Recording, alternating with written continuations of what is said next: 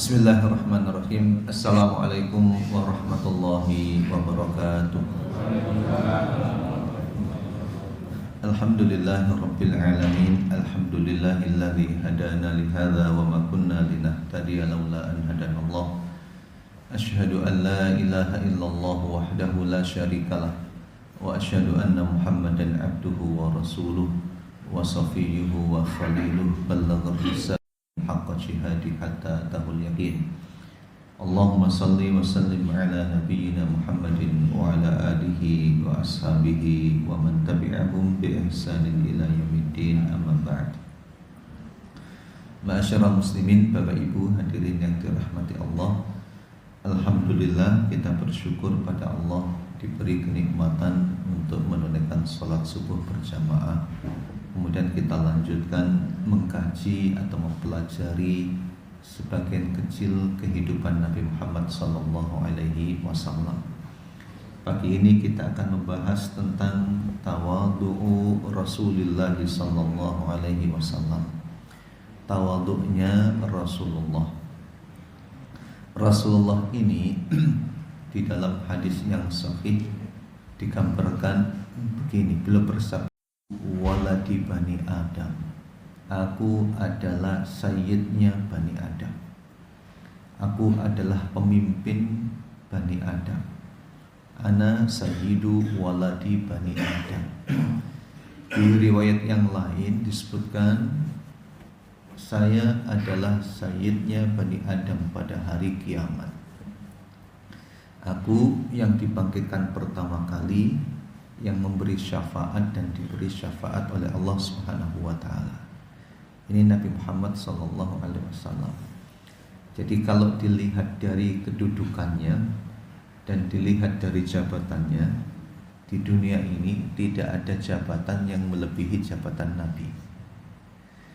Tidak ada orang atau lembaga yang memiliki peran yang lebih di atas risalah. Kemudian dilihat dari fisiknya, Nabi Muhammad SAW merupakan orang yang dari sisi fisiknya itu katakanlah sempurna, diakui oleh siapapun. Demikian pula dari sisi kedekatannya kepada Allah Subhanahu wa taala, digambarkan kalau beribadah, kalau sholat, hatta tawarramat qadamah, kakinya itu bengkak. Kakinya sampai bengkak. Kalau sholat kakinya sampai bengkak, berarti yang lama itu berdirinya nopo sujudnya. Berdiri ya. Jadi sampai darahnya turun. Hatta tawarramat qadamah. Itu Nabi Muhammad SAW. Dilihat dari ibadahnya, Allah dengan innaka la'ala khuluqin azim, dilihat dari ketampanan fisiknya, dilihat dari jabatan dan kedudukannya, Rasulullah lebih dibanding dengan yang lain. Meskipun demikian Bapak Ibu, Nabi Muhammad SAW orang yang sangat tawadhu, orang yang merendahkan dirinya. Tawadhu atau diistilahkan dengan rendah hati, bukan rendah diri, rendah hati. Orang yang sangat tawadhu. Dan beberapa tawadhunya Nabi dijelaskan di dalam kitab Sirah Nabawiyah atau juga kitab Syama'il Al-Muhammadiyah. Di antaranya Nabi Muhammad SAW tawadhu saat Fathu Mekah. Fathu Mekah, kemenangan yang sangat luar biasa. Nabi Muhammad dengan para sahabatnya masuk kota Mekah praktis tanpa perlawanan, menang total, Pak. Menang total. Tetapi kemudian apa yang dilakukan oleh Rasulullah ketika menang itu? Yang dilakukan adalah Nabi berkendara onta, beliau menundukkan kepala, membaca ayat Al-Quran, idza jaa nasrullahi wal fath wa ra'aitan nasa yadkhuluna fi dinillahi afwaja fasabbih bihamdi rabbika wastaghfirhu innahu kana tawwaba. mendapatkan kemenangan tanpa ada perlawanan, beliau naik kendaraan, tawadhu, bertasbih, beristighfar kepada Allah Subhanahu wa taala, diajari oleh atas upayamu. Meskipun kamu dengan para sahabat berjalan dari Madinah menuju Mekah, ada yang berjalan, ada yang naik kendaraan, tetapi prestasi itu bukan hasil usaha manusia, melainkan pertolongan dan kemenangan dari Allah Subhanahu wa taala. Karena itu tidak pantas kemenangan itu disombongkan. Maka saat menang, yang paling baik untuk dilakukan adalah fasabbih bihamdi rabbika wastaghfirhu, bertasbih, mensucikan Allah Subhanahu wa taala, mohon ampun kepada Allah Subhanahu wa taala. Karena boleh jadi dalam proses meraih kemenangan itu ada perbuatan-perbuatan, ada ucapan-ucapan yang tidak tepat. Jadi ketika sukses apapun hadirin, prestasi akademik tidak pantas untuk disombongkan karena karunia Allah Subhanahu wa taala. Yang dilakukan adalah bertasbih dan beristighfar. Saat mendapatkan harta dan kekayaan yang melimpah, jumlah kekayaannya atau hartanya dibanding dengan yang lainnya lebih banyak, juga demikian meniru Nabi Sulaiman alaihissalatu wassalam dengan membaca hadza min fadli Rabbi, ini karunia Tuhanku, liyabluwani aashkuru am akfur, untuk menguji diriku, aku bersyukur atau tidak. Saat mendapatkan kenikmatan kekuasaan juga demikian, fasabbih bihamdi rabbika wastaghfir, ketundukan Nabi Muhammad sallallahu alaihi wasallam. Tidak boleh menang kemudian menyombongkan diri. Nah ini bermasalah. Baru menang mengalahkan Portugal nggak boleh juga Bapak Ibu yang dirahmati Allah Subhanahu wa taala kemudian menyombongkan dirinya. Harus kemudian bertasbih, beristighfar kepada Allah Subhanahu wa taala. Konvoi boleh konvoi, cuma harus tawadhu. Kan Rasulullah masuk kota Mekah menang itu kan naik onta kan, berarti naik kendaraan. Naik kendaraan. Boleh konvoi, boleh naik kendaraan. Tapi lebih bagus lagi saat naik kendaraan itu bertasbih kepada Allah Subhanahu wa taala dan beristighfar. Bukan kemudian bertindak anarki, merusak kanan dan kirinya dan lain sebagainya. Itu praktek tawadhu. Itu praktek rendah hati yang dilakukan oleh Nabi Muhammad sallallahu alaihi wasallam. Menjumpai Nabi, yang bersangkutan terlihat seperti ketakutan, seperti gemeter. Maklum hadirin, ketika bertemu dengan orang yang dianggap mulia atau memiliki jabatan tertentu, seperti takut, seperti gemetar itu. Nah, oleh Nabi dikatakan begini, hawwin 'alaika fa inni lastu malikan, innama ana ibnu imra'atin min Quraisy kanat ta'kulu al-qadim. Ya, tenang saja, saya ini bukan raja. Kalau menghadap raja biasanya dengan penuh ketakutan, dengan penuh kekhawatiran. Tapi saya ini bukan raja. Karena saya ini bukan raja, maka santai aja bro, mungkin begitu bahasa sekarang. Ya, tenang saja. Aku ini anak perempuan biasa, seorang perempuan biasa dari Quraisy, makannya juga biasa. Karena itu kamu jangan gemeter menghadapku, jangan takut menghadap diriku. Nah, hadirin yang dirahmati Allah, ini tawadhu'nya pemenang. Tawadhu'nya seorang pemenang bertasbih kepada Allah Subhanahu wa taala. Fasabbih bihamdi rabbika wastaghfirhu. Mensucikan Allah Subhanahu wa taala, meyakini bahwa prestasi yang didapat merupakan karunia Allah. Demikian pula Bapak Ibu, ketika kita bekerja kemudian menghasilkan sesuatu, hasilnya itu kita akui sebagai karunia Allah. Ini pemberian Allah. Kita menjawabnya, meresponnya tidak seperti Qarun yang mengatakan innama utituhu ala ilmin indi. Aku mendapatkan ini karena prestasiku, prestasi ilmuku, karena usahaku, karena perjuanganku. Kalau tidak ada aku, nggak terlaksana. Kalau tidak ada aku, ini nggak akan jalan ini. Hadirin yang dirahmati Allah Subhanahu Wa Taala, kita hindari hal yang demikian karena ajaran Nabi Muhammad Sallallahu Alaihi Wasallam mengajarkan kita untuk mengembalikan kemenangan, kesuksesan dan apapun yang kita raih berupa prestasi-prestasi dan capaian-capaian duniawi, kita kembalikan kepada Allah sebagai karunia Allah Subhanahu wa taala, kemudian kita menyikapinya selaras dengan yang diajarkan oleh Allah, bertasbih, beristighfar. Karena boleh jadi ketika panjenengan dan kita semua sukses meraih harta, meraih jabatan akademik tertentu atau meraih jabatan-jabatan publik tertentu, boleh jadi ada proses-proses yang tidak diridhai oleh Allah. Zalim tapi tidak kita sadari. Boleh jadi zalim kepada keluarga, zalim kepada anak. Karena kita fokus dengan yang akan kita kejar, ada hak-hak yang terabaikan. Hak istri atau hak suami terabaikan, hak anak-anak terabaikan, hak lingkungan terabaikan, hak orang tua terabaikan. Kemudian hak bawahan boleh jadi terabaikan. Ada unsur-unsur kezaliman yang kita lakukan, maka kemudian kita beristighfar kepada Allah Subhanahu wa taala. Boleh jadi dalam prosesnya ada sedikit-sedikit kecurangan, ya. Kemudian kita memohon ampun kepada Allah Subhanahu wa taala.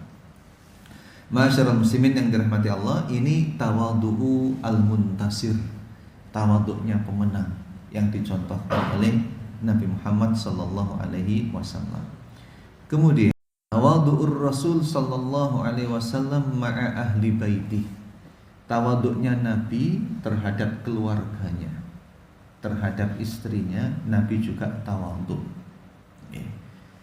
Faqad sa'ala rajulun as-sayyidata Aisyah radhiyallahu anha, hal kana Rasulullah sallallahu alaihi wasallam ya'malu fi baitihi syai'an. Seorang sahabat bertanya kepada Aisyah radhiyallahu anha, apakah Rasulullah juga melakukan sesuatu, mengerjakan sesuatu di rumahnya? Aisyah menjawab, na'am, iya. Karena Rasulullah sallallahu alaihi wasallam, Nabi itu apa yang dilakukan? Ia menjahit sepatu, menambal baju, dan juga mengerjakan pekerjaan yang lainnya. Itu tanda tawadhu. Masyarakat kita biasa, Pak, ya, bapak-bapak membantu istri di rumah, bapak-bapak mengerjakan beberapa pekerjaan di rumah, itu biasa. Tapi yang demikian itu, hadirin, bagian dari tawadhu, bagian dari merendahkan diri di tengah-tengah kehidupan keluarga dan rumah tangga. Masyaallah muslimin yang dirahmati Allah Subhanahu wa taala, kalau bapak-bapak misalnya membersihkan kamar mandi, itu bagian dari tawadhu. Kalau bapak-bapak ikut nyapu membersihkan rumah, itu juga bagian dari tawadhu. Kalau kemudian ada bajunya yang robek misalnya kemudian dijahit, atau membersihkan sandal sendiri atau sepatu sendiri, itu bagian dari tawadhu. Bagian dari oleh Rasulullah sallallahu alaihi wasallam. Nah, ini kata ibu-ibu di belakang, tuh Pak, dengarkan, nanti itu dibersihkan itu kamar mandinya. Masyaallah muslimin yang dirahmati Allah Subhanahu wa taala. Nah, boleh jadi sehari-hari kita sudah melakukannya, tetapi Bapak Ibu, apa yang kita lakukan menjadi semakin berarti bila saat melakukannya itu ada niat di dalam hati. Saya melakukan ini untuk menyontoh Nabi Muhammad SAW, untuk al-iqtida'u bin Nabi. Saya kira Bapak Ibu sudah melakukannya, tetapi akan jadi berarti apabila ada landasannya. Ada landasannya. Apa itu yang dipraktekkan oleh Rasulullah ini? Meniru Nabi Muhammad SAW menjadi semakin bernilai, masuk dalam kata, dan itu diperintah oleh Al-Quran. Bila kamu cinta kepadaku, kata Allah, ya, cinta kepada Rasulullah SAW juga, fattabi'uni, maka ikuti aku. Ikuti aku maknanya sangat luas, hadirin rahimakumullah. Mengikuti ibadahnya, mengikuti akhlaknya dan sebagainya. Meskipun kategori mengikuti Nabi itu di antara para ahli hadis ada yang membuat kategorisasi. Ya, yang dilakukan oleh Nabi itu ada yang masuk dalam kategori tasyri', dalam kategori hukum.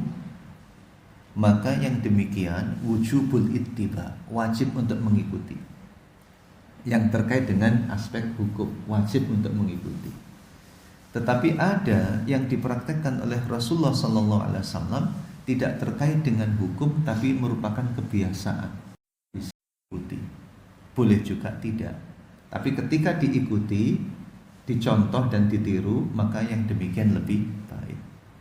Oke, contohnya Rasulullah bekerja sebagai seorang pedagang, pengembala kambing. Oke. Nah, ini bagian dari kebiasaan, tidak ada kaitannya dengan tasyri'. Maka sifatnya boleh, hukumnya boleh bila kita berdagang atau kita beternak, diperkenankan, dibolehkan. Nah, kalau toh misalnya memilih profesi yang lain juga tidak masalah. Nah, ketika kita memilih hal yang sama dengan yang ditekuni oleh Nabi, kemudian kita melandasi ini bagian dari ittiba kepada Rasulullah, maka menjadi lebih baik. Ya, menjadi lebih baik. Panjenengan melakukan seperti yang dicontohkan oleh Nabi tadi, menjahit baju sendiri, membersihkan sandal, atau mencontoh Nabi Muhammad SAW, maka menjadi lebih baik. Demikian pula ibu-ibu ketika mengerjakan aktivitas rumah tangga, bila melakukannya dianggap sebagai kebiasaan dan rutinitas, tidak terlalu bernilai. Tetapi bila saat melakukannya itu diniati menunaikan perintah Allah dan perintah Rasul, maka menjadi bernilai. Ini termasuk kategori niat. Innamal a'malu binniyat wa innama likulli imri'in ma nawa. Kita makan dan minum, melakukan aktivitas yang rutinitas harian. Biasa, ketika kita makan biasa saja, itu nilainya hanya nilai duniawi, tetapi jadi ukhrawi. Nah, ini termasuk dalam kategori pesan Al-Quran, wala tansa nasibaka minad dunia. Jangan melupakan bagian akhiratmu dari duniawimu. Jadi ayat Al-Qasas 77 Bapak Ibu, carilah akhiratmu, kemudian berikutnya jangan lupakan duniawimu. Maknanya bukan, pertama wabtaghi fima ataqallahu daral akhirah, itu sebagai dalil untuk mengejar akhirat, wala tansa nasibaka minad dunya sebagai dalil untuk mengejar dunia. Maknanya tidak seperti itu. Wabtaghi fima ataqallahu daral akhirah, dalil untuk mengejar akhirat. Sedangkan walatan sanasibaka minad dunya, jangan melupakan duniawimu, dalam tafsiran Ibnu Abbas dan juga beberapa tafsir yang lain, maknanya adalah jangan sampai kehilangan momen akhiratmu. Okay. Di dalam melakukan aktivitas dunia, jangan sampai kehilangan peluang akhirat. Maksudnya ketika bekerja, jangan hanya mencari dunia. Upayakan di balik pekerjaan itu ada manfaat akhirat yang didapat. Itu arti walatan sanasibaka minad dunya. Aktivitas di rumah, masak, membersihkan rumah dan lain sebagainya, itu pekerjaan-pekerjaan dunia. Pesan Al-Quran walatan sanasibaka minad dunya, kalau masak jangan hanya menghasilkan makanan yang matang dan siap saji, tapi di balik masak itu upayakan dapat pahala juga. Ketika kita membersihkan rumah, bapak-bapak membantu istri, jangan hanya targetnya selesai dan beres urusan rumah tangga.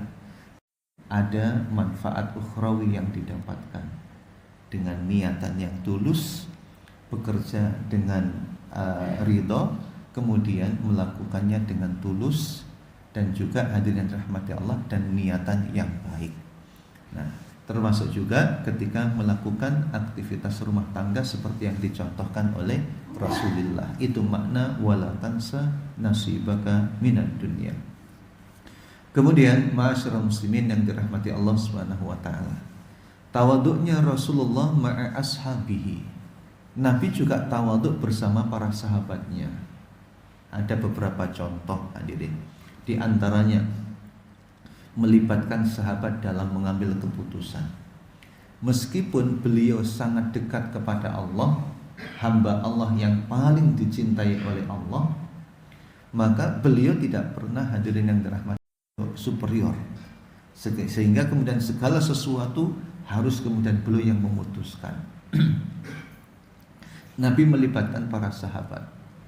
Dalam momen-momen genting, beliau minta pendapat para sahabat dengan mengatakan asyiru alayya ayyuhal qaum. Tolong sampaikan pendapat kalian. Ini ketika mau perang Badar. Dan ini kalau dianalisis sangat luar biasa. Jadi saat itu hadirin yang dirahmati Allah, Rasulullah sallallahu alaihi wasallam mengumpulkan para sahabat. Orang muhajirin sudah berpendapat, tapi Nabi tetap mengatakan asyiru alayya ayyuhal qaum. Tolong sampaikan pendapat kalian. Baru kemudian dari Ansar menyampaikan pendapat. Ketika dianalisis, hadirin rahimakumullah, kenapa Rasulullah SAW minta pendapat para sahabatnya di samping mujtama al-islami, ciri masyarakat yang islami, maka Rasulullah itu ingin memastikan keterlibatan orang-orang Madinah. Sebab orang-orang Madinah itu terikat perjanjian dengan Nabi. Perjanjiannya adalah bahwa mereka melindungi Rasulullah ketika berada di Madinah. Sedangkan perang Badar lokasinya di Badar. Badar itu berada di luar kota Madinah. Maka Nabi ingin memastikan kira-kira orang-orang Ansor ini masih komitmen untuk mendukung Rasul apa tidak, sementara berada di luar lokasi kota Madinah. Meskipun orang muhajirin sudah menyampaikan pendapatnya tetap bersama Rasulullah, tetapi Nabi tetap mengatakan asyiru alayya ayyuhal qaum. Sampaikan pendapat kalian. Baru kemudian setelah orang-orang, Rasulullah kemudian semakin mantap karena sudah pasti orang-orang Madinah bersama beliau. Demikian pula Bapak Ibu rahimakumullah, menjelang perjanjian Hudaybiyah. Nah, menjelang perjanjian Hudaybiyah ini, Rasulullah sebetulnya dengan para sahabat itu bermaksud dan berniat untuk umrah, untuk ibadah, bukan untuk perang.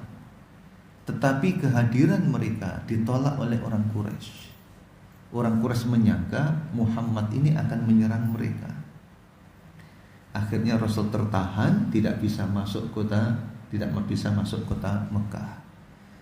Nabi kemudian mengutus Umar bin Khattab radhiyallahu anhu, Umar, kamu masuk ke sana, sampaikan kita ini nggak perang. Umar kemudian mengatakan, ya Rasulullah, engkau paham bagaimana sikap orang Quraisy terhadap diriku. Mereka sangat benci kepada masuk ke kota itu. Maka maksud dan tujuannya sulit tercapai karena dipastikan sudah disangka buruk. Terus bagaimana? Jangan saya ya Rasulullah. Terus siapa yang harus masuk ke sana? Utsman bin Affan ya Rasulullah. Ya sudah, Utsman bin Affan. Karena Utsman bin Affan itu sangat disenangi oleh orang Mekah. Bahkan ibu-ibu itu kalau ngundang anaknya mengatakan begini, semoga kamu kalau besar menjadi seperti Utsman bin Affan. Nah, hadirin yang rahmati Allah Subhanahu wa taala, singkat cerita tidak jadi. Karena dihadang oleh orang-orang Quraisy.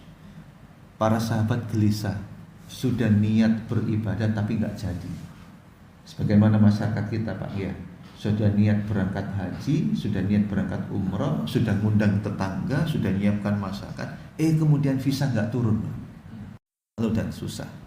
Nah, kemudian Ummu Salamah radhiyallahu anha, istri beliau, menyarankan pada Nabi, ya Rasulullah, ya, ketika Nabi memerintahkan para sahabat untuk tahallul, dan juga menyembelih hewan karena tertahan, harus bayar dam, tertahan gak bisa melanjutkan ibadah. Nah, tapi tidak direspon oleh para sahabat. Ya mungkin tadi karena galau tadi, Pak. Karena sedih tadi, sudah niat masuk untuk umrah tapi nggak jadi. Nah, di situ kemudian ada peran Ummu Salamah, istri beliau. Meskipun yang berpendapat seorang istri, seorang perempuan, respon Nabi bagaimana? Kata Ummu Salamah, ya Rasulullah, sebaiknya panjenengan memotong rambut dulu dan menyembelih hewan kurban dulu. Setelah itu dipraktekkan oleh Nabi dan para sahabat mengikutinya. Nah, ini melibatkan melibatkan para sahabatnya. Nabi juga tawadhu, dan tawadhunya dibuktikan dengan cinta dan kasih sayangnya kepada umatnya. Oke, ketika beliau masuk kota Taif, tapi ternyata diusir, ditolak. Oke. Ketika ditolak, malaikat Jibril datang menawarkan strategi bumi hangus. Ini ada 2 bukit, bagaimana kalau saya timpakan ke penduduk Taif? Nabi menjawab, jangan. Allahumma hdi qaumi fa innahum la ya'lamun. Ya Allah, berilah petunjuk mereka. Dalam riwayat yang lain, Allahumma gfirli qaumi. Ya Allah, ampuni kaumku karena mereka tidak tahu. Tawadhu. Ditawari strategi bumi hangus, beliau menolak. Zaid bin Haritha mengatakan, ya Rasulullah, padahal mereka juga mengusirmu. Lebih baik kalau kita tinggalkan dan kita pergi saja. Nabi juga menolak. Nabi tetap berkeinginan untuk masuk ke dalam, membersamai mereka, mengajak mereka mendatangi kabilah-kabilah. Nah, ini bukti kasih sayang dan juga sekaligus ketawaduan Nabi Muhammad SAW. Kemudian hadirin yang dirahmati Allah Subhanahu wa taala, Nabi Muhammad SAW kalau duduk bersama para sahabatnya sampai tidak dikenali. Artinya penampilannya itu sama dengan yang lainnya, biasa seperti yang lainnya. Orang yang datang itu orang yang belum pernah ketemu itu nggak bisa membedakan mana Rasulullah dan mana sahabat. Beda dengan raja, Bapak Ibu. Beda dengan raja. Orang yang nggak kenal ketika bertemu itu sudah tahu, oh ini rajanya. Dilihat apa? Dilihat dari duduknya, dilihat dari pakaiannya, dilihat dari cara berjalan dia, posisinya di mana dan siapa yang mengitarinya. Itu ketahuan. Tapi Nabi Muhammad SAW tidak. Itu artinya apa? Beliau berpenampilan sama dengan para sahabatnya. Ma'asyiral muslimin yang dirahmati Allah Subhanahu wa taala. Rasulullah itu kedudukannya mulia, sangat tinggi. Tetapi beliau mengatakan kepada para sahabatnya, wallahi ma uhibbu an tarfa'uni fawqa manzilati. Demi Allah, aku tidak suka kalau kalian mengangkat diriku itu lebih dari kedudukanku. Jangan berlebih-lebihan. Dari satu sisi Rasulullah menampilkan ketawaduan, dari sisi yang lain kita sebagai umatnya harus menghormati. Jadi ada dalil yang mengikat Nabi tidak menyombongkan diri, ada dalil yang mengikat umatnya untuk menghormati Rasulullah SAW. Nabi berusaha agar para sahabatnya tidak berlebih-lebihan di dalam mengangkat posisi beliau, melebihi dari kedudukannya. Sehingga hadirin, kalau kita mengatakan Muhammadun Rasulullah, ya itu sesuai dengan kedudukannya. Bapak Ibu, kalau tradisi pemimpin Arab ya, kalau di Mesir itu kadang rakyat itu saat mengeluh-elukan presidennya itu luar biasa, Pak. Melebihi dari kedudukannya.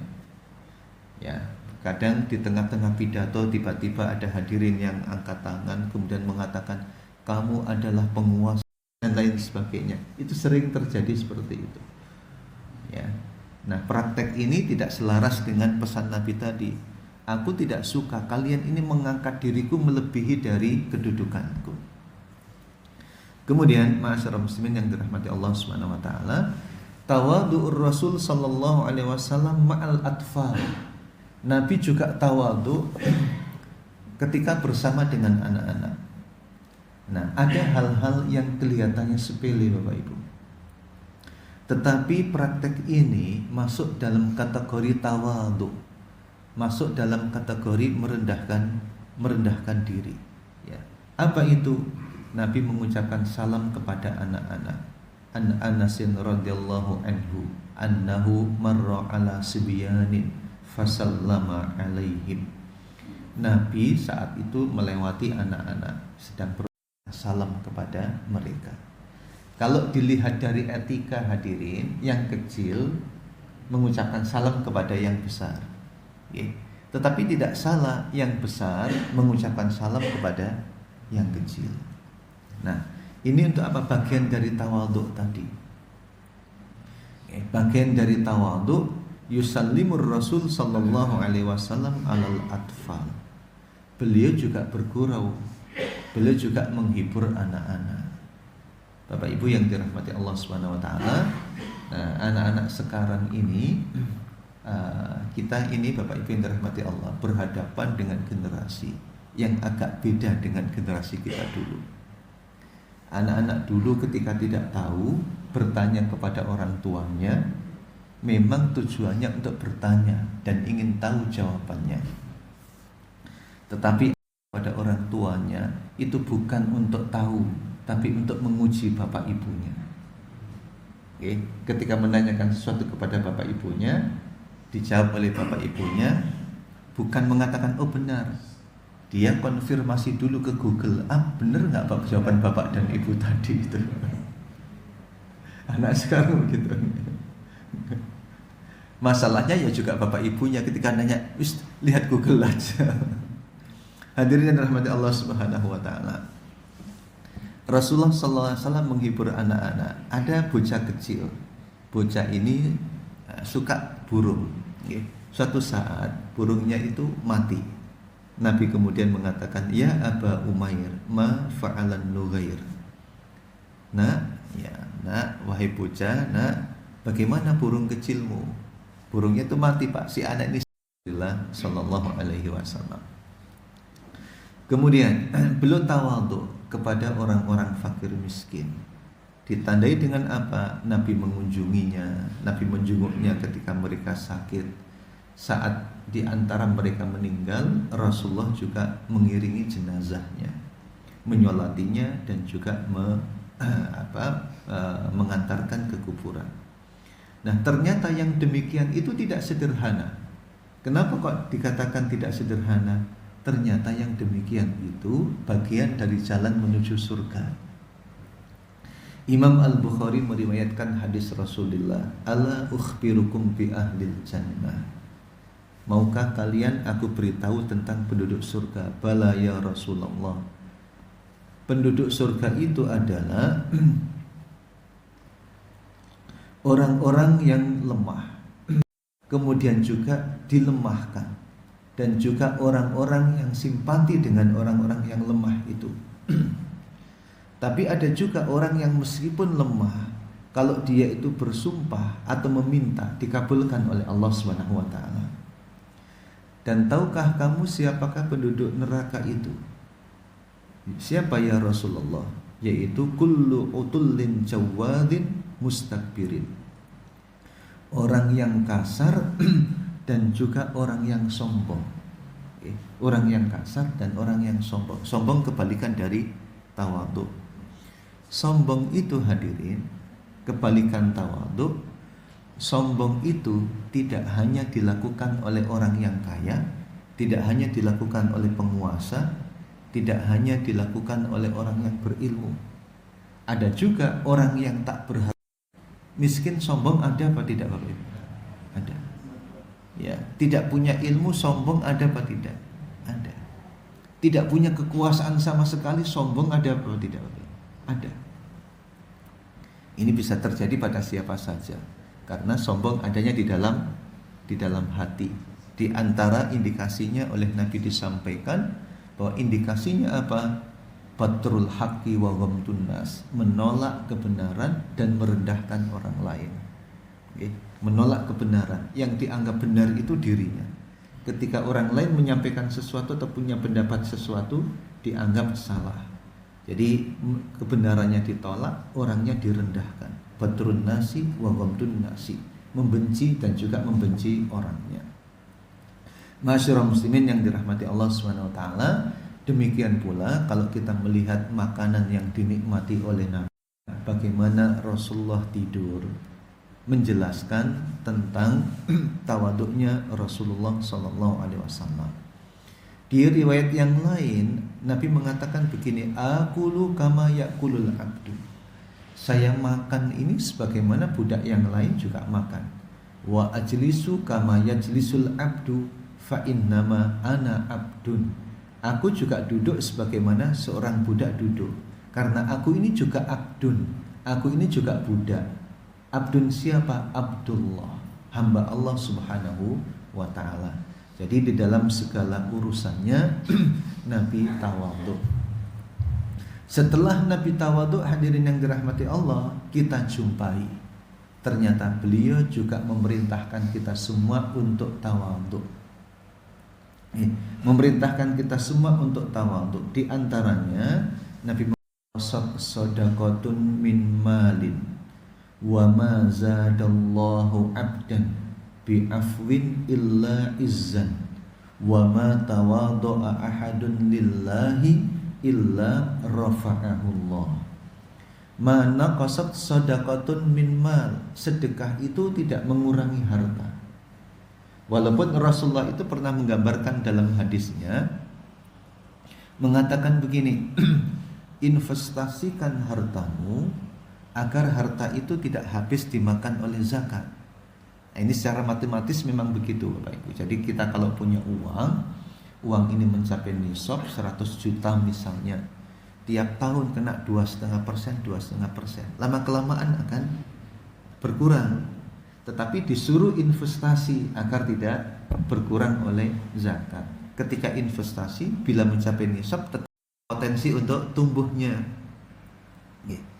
Tetapi kemudian yang kita berikan itu akan menggerakkan ekonomi. Jadi untuk diri pribadi kita berkurang secara matematis tadi, tetapi secara kesejahteraan masyarakat itu akan bertambah dan nanti juga akan berdampak pada kehidupan kita, pada pertambahan ekonomi kita. Tetapi ditegaskan oleh Nabi, mana qasat shadaqatun min mal, sedekah tidak mengurangi harta. Karena biasanya Bapak Ibu, yang kita sedekahkan itu kan harta yang tidak kita gunakan. Panjenengan punya uang 100 juta, apa 100 juta itu semuanya digunakan? Ya tidak. Ketika kita keluarkan, kita kurang sebagai sedekah, ya kita merasa nggak berkurang. Toh itu juga tidak kita gunakan. Mana qasat shadaqatan min mal. Wa ma zadallahu 'abdan bi afra, memberi maaf maka tidak akan mengurangi dirinya, tidak akan mengurangi kehormatan dirinya, tidak akan mengurangi kehormatannya. Justru Bapak Ibu, kalau ada orang suka memberi maaf, disukai apa tidak disukai, Pak? Dihormati apa tidak dihormati? Tapi coba kalau misalnya ada orang disalahi oleh pihak lain, dia mengatakan sampai 7 turunan nggak akan aku maafkan. Sampai 7, baru keturunan ke-8 Pak yang dimaafkan. Sampai 7 turunan. Kira-kira yang bersangkutan dianggap mulia apa tidak? Tidak. Tidak dianggap mulia. Wa ma tawadha'a ahadun lillahi illa rafa'ahullah. Tidaklah seseorang itu tawadhu lillah karena Allah kecuali akan diangkat derajatnya oleh Allah. Tetapi tadi harus ikhlas. Tawadhunya itu ikhlas, bukan pencitraan. Tawadhunya itu bukan agar dilihat sebagai orang-orang yang merakyat dan lain sebagainya. Jadi hadirin yang dirahmati Allah Subhanahu wa taala, itu nanti yang akan diangkat oleh Allah. Niatnya ikhlas karena Allah Subhanahu wa taala. Kemudian Rasulullah juga mengingatkan, innallaha auha ilayya an tawadhu hatta la yafkhara ahadun ala ahadin wa la yabghi ahadun ala ahadin. Sesungguhnya Allah memerintahkan kepadaku agar kalian tawadhu dan tidak menyombongkan pada yang lainnya. Ini perintah Allah. Di dalam Al-Qur'an juga banyak, bahkan ada di antara ciri ibadur rahman itu ditunjukkan oleh ketawaduan, ditunjukkan oleh cara berjalannya. Hamba al-ardi hauna, cara berjalannya. Ini luar biasa Bapak Ibu. Ibadur rahman itu cirinya banyak, dan di antara cirinya itu adalah cara berjalannya. Maksudnya apa? Cara berjalan itu menunjukkan siapa dia. Cara berjalan itu menunjukkan ini hamba Ar-Rahman atau bukan hambanya Ar-Rahman. Ini dari cara jalannya. Kalau ada orang di tempat gelap jalannya nunduk-nunduk, hati-hati betul, itu siapa Bapak Ibu? Dicurigai kan? Dicurigai. Jadi cara jalannya itu menunjukkan demikian. Bahkan ada sekolah khusus Pak, sekolah kepribadian ngajari cara jalan itu. Jalannya ini begini. Terutama bagi orang yang akan jadi pejabat. Nanti kamu kalau jalan begini, kamu kalau pidato seperti ini, dan lain sebagainya, diatur betul. Tapi kalau niatnya tidak ikhlas karena Allah, tidak masuk kategori tawadhu. Tapi kalau ikhlas karena Allah Subhanahu wa taala, maka yang demikian bagian dari tawadhu. Selanjutnya, hadirin yang dirahmati Allah Subhanahu wa taala, bagaimana caranya agar kita bisa memiliki sifat tawadhu? Kita berikhtiar bersama, ikhtiar bersama untuk tawadhu. Dengan cara bagaimana? Yang pertama, kita mengingat keutamaan tawadhu itu. Biasanya Bapak Ibu, kita kalau mengetahui manfaat sesuatu, maka kita akan termotivasi melakukannya atau termotivasi untuk menggunakannya. Makanya kemudian promosi-promosi itu selalu yang ditonjolkan apa? Manfaatnya apa? Manfaatnya apa? Dilakukanlah testimoni-testimoni, oh manfaatnya ini, agar orang yang melihatnya itu tertarik, kemudian termotivasi produk itu.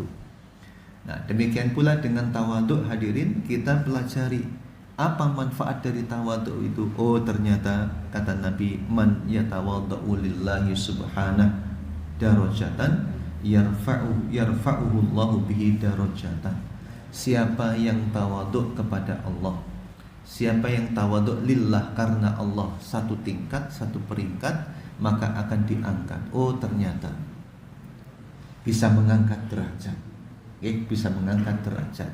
Sebaliknya, waman yatakabbaru 'alallahi darajatan yada'ahu Allahu bihi darajatan. Bagi orang yang takabur, orang yang sombong, dijatuhkan oleh Allah satu derajat. Hatta yaj'alahu fi asfalis safilin, sampai kemudian derajatnya turun di asfalis safilin. Oh, berarti kita perlu apa bahayanya sombong itu. Yang kedua, bila kita merasa ada sombong sedikit di dalam hati, kita paksa diri kita untuk tawadhu. Bapak Ibu, kesombongan itu bagian dari penyakit yang kadang tidak bisa diterapi ketika kita bersama orang lain. Caranya bagaimana? Kata Syekh Ramadan Al-Buti di dalam kitab Sirah Nabawiyah, beliau menyampaikan, semestinya siapapun dia, seorang ilmuwan, seorang penguasa, seorang pengusaha, siapapun dia, membutuhkan seperti yang dipraktekkan oleh Nabi. Nabi saat itu bertahanus, menyepi di gua. Tetapi orang-orang yang disebutkan tadi oleh Syekh Buti tidak harus kemudian menyepi ke gua untuk bertapa, tapi menyisihkan ada waktu tertentu bagi dirinya untuk merenungi dirinya. Dalam kesendirian, jangan-jangan dalam hatinya ada unsur kesombongan. Dalam bentuk apa? Malam hari berdua dengan Allah, atau ketika momen Ramadan iktikaf, melakukan perenungan diri, atau di dalam waktu dalam hariannya ada waktu yang digunakan untuk duduk di masjid untuk melakukan perenungan. Nah, itu untuk menghindari kesombongan. Kemudian hadirin, berusaha untuk tawadhu kepada keluarga. Kemudian kita membaca kisah tawadhunya Nabi, dan juga kita memperbanyak sholawat kepada Rasulullah SAW. Masyaallah muslimin, Bapak Ibu yang dirahmati Allah, ini tawadhunya Rasulullah, dan ini beberapa kiat, beberapa tips yang bisa kita gunakan untuk ikhtiar memiliki sifat tersebut, dan semoga dimudahkan oleh Allah Subhanahu wa taala. Wallahu a'lam bishawab. Monggo bila ada hal-hal yang didiskusikan, saya persilakan. Monggo Pak.